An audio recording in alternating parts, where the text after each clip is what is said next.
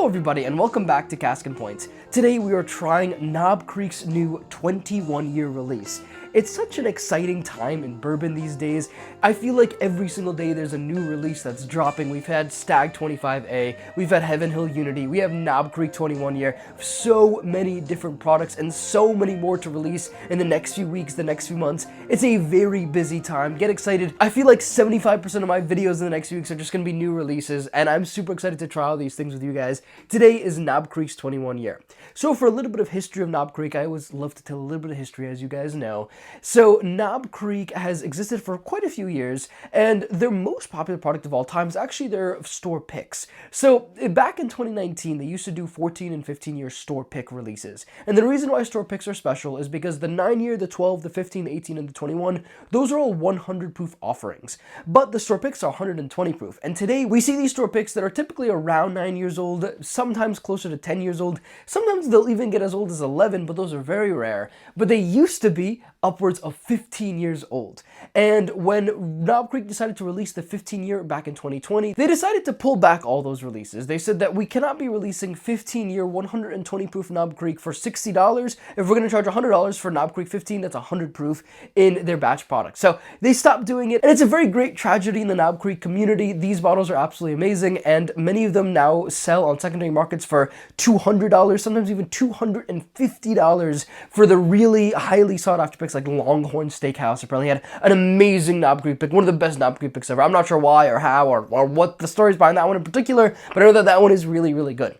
So then they released the 18 year, and now we have the 21 year in 2025. Now for a little bit more context here, a lot of these Knob Creek picks did start distilling in 2004. So we saw in 2018, we saw a lot of 14 year picks. In 2019, we see a lot of 15 year picks. Very rare that I've seen like a 2003 released in 2018. I'm actually not sure if I've ever seen this. I really feel like 2004, for whatever reason, like is the start of the distillation. I'm not sure if this is like actually the birth of Knob Creek bourbon, and that's just when it was all laid down. And so yeah, it's now been 21 years. Yeah, we now have a 121 year Knob Creek.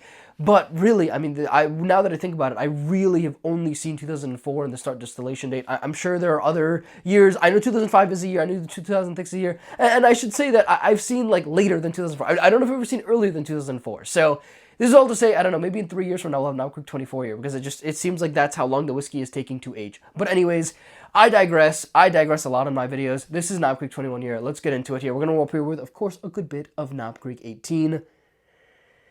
It's oaky.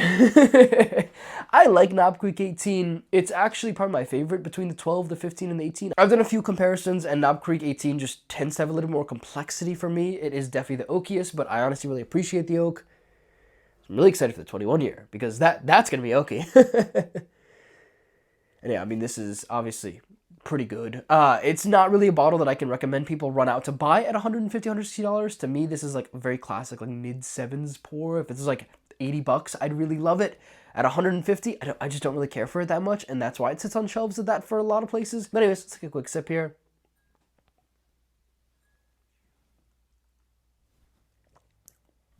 It's pretty good. It's pretty good. Not much to complain about. It's solid. It's oaky. It's vanilla. It has some peanut in there. Mostly oak. It's pretty good. It's like a medium length finish. Pretty solid pour. Honestly, warm up to it more and more over time. Like, if that bottle was $100, I'd feel better about it. Again, it's like $150, and for that, nah. I just don't really look at it much. I don't pay attention to much. I don't own a bottle. just have a sample here. But let's move on to the Knob Creek 21 here that you guys are all about. Let's find out just how much better it really is. On the nose here, it's surprisingly oaky. And actually a very nice vanilla on it. Yeah, it's pretty standard. It's kind of what I expected. It's just a richer, oakier Knob Creek 18. It's as if those 3 years made it oakier. Oh man, I really wonder what these would taste like at cask strength. I mean, it would just be such a gem to get to try these at even 110 proof. Maybe even, I don't know if 120 proof exists, but man, would that be epic to try 21 year at 120 proof. But even 100 proof here, you still get quite the punch. Let's take a sip.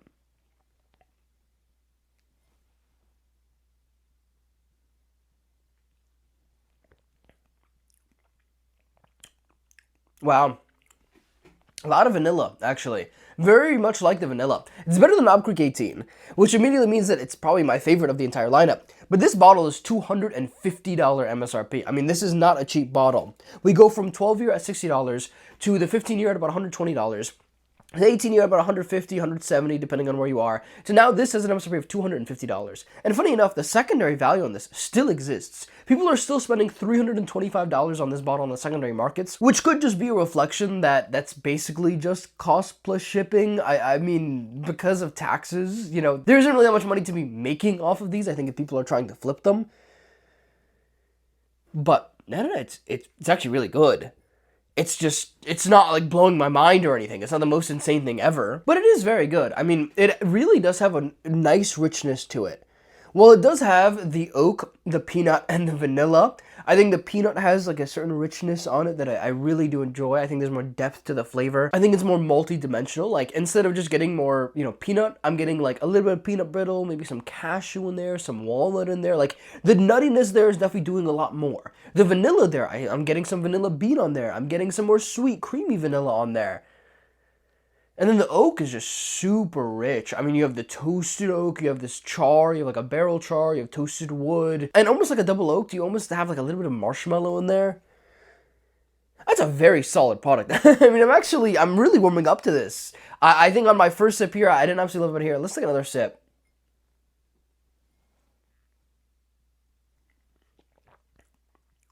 That's nice. That's nice. That's not run out and definitely buy it at $250 nice. That is nice. I mean, if that had the price of Knob Creek 18, I think people would be very happy. I think at $150, that's a solid pour. At $250, is it really that much better than the Knob Creek 18? It's a good bit better. I mean, it is actually, it's definitely better. I guess if that's worth $175 to you, I think this should be worth $250. Like, that's the kind of difference that actually makes sense to me. It's just, that's not worth $175 to me. That's worth like $100 to me. So this is worth like $125 to me, if that makes sense. Like, it's definitely overpriced for what it is. I will say the box is really nice. A good buddy of mine named Connor sent me this sample, and you know, he had the gorgeous box, and it does look really, really nice. It's not worth $250. Yeah, I don't think you should be disappointed if you end up buying it for this. I think if you get an MSRP, totally worth it.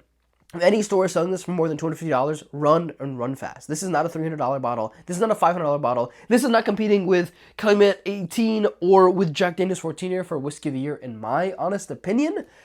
But, you know, it's like top 10. You know, it's top 15. It's like, it's in that thing that, you know, at the end of the year, if we do, you know, a top 25 of 2025, this will be in there. Like, this will be in that top 25. I think it's a very solid release. I just don't think that this is $250 good. But okay, let's take this final sip here. Let's give it a rating.